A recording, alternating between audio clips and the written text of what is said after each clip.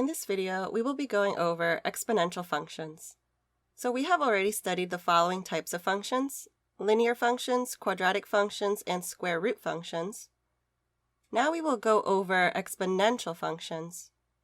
So an exponential function is a function of the form f of x equals a to the x, where a is greater than 0 and not equal to 1, and x is a real number. So let's try an example to see what the graph of an exponential function looks like. We can graph this exponential function by plotting points.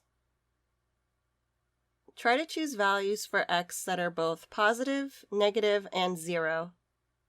So if we choose 0 for x, we get 1 for f of x. Choosing 1 for x, we get 2. Choosing 2 for x, we get 4. Choosing 3 for x, we get 8. And now we can try some negative numbers. So if we choose negative 1 for x, we get 1 over 2.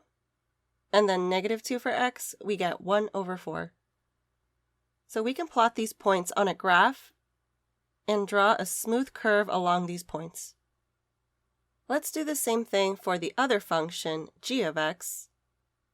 So we can create a table of points for this function, and then plot these points on the graph. And let's just use the same graph for now so we can easily compare the two. Notice that the larger value of a in g of x causes the y value to more rapidly increase. Additionally, for both functions, as x increases, the y value also increases. And some other interesting facts about these graphs is that each graph passes the vertical line test, so the graphs do represent functions. Each graph passes the horizontal line test, so the functions are considered one-to-one. The y-intercept for each function is 0, 1. And the domain of each function is negative infinity to positive infinity, while the range, which represents the y values, is from 0 to positive infinity. Let's try another example. So we can graph this exponential function by creating a table of points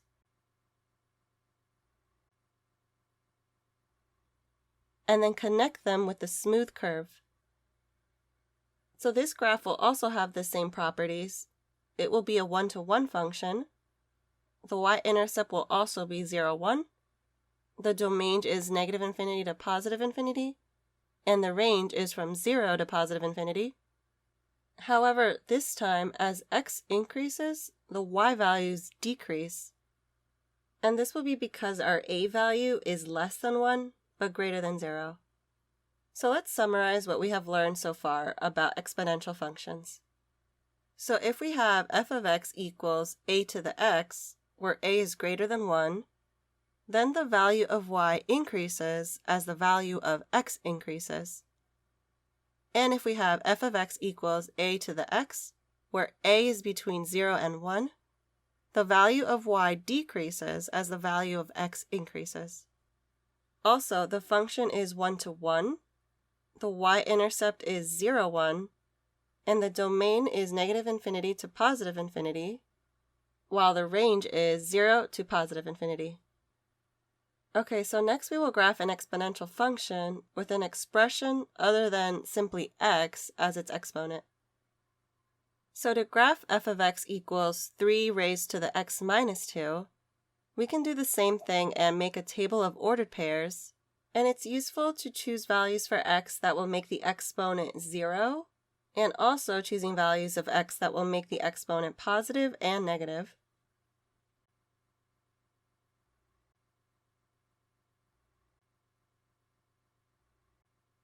So we plot each set of points on the graph and then connect them with a smooth curve. So the graph will be similar to our other examples. However, this time the y-intercept is 0, 1/9, and it has the same shape as the graph of g of x equals 3 to the x, except the graph of f of x is shifted 2 units to the right. The domain will still be from negative infinity to positive infinity, and the range will still be from 0 to positive infinity. Okay, so now let's talk about how we can solve some exponential equations. So an exponential equation is an equation that has a variable in the exponent.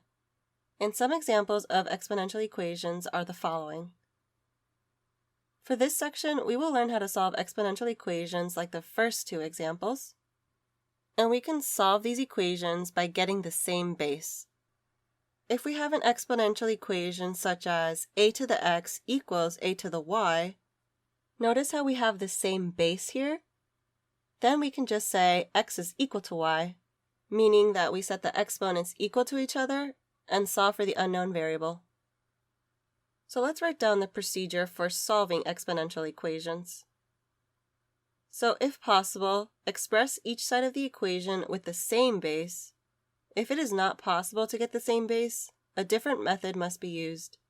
And this is presented in later math courses. Next, we would use the rules of exponents to simplify the exponents, and then set the exponents equal to each other and solve for the variable. Let's try a few examples of solving exponential equations.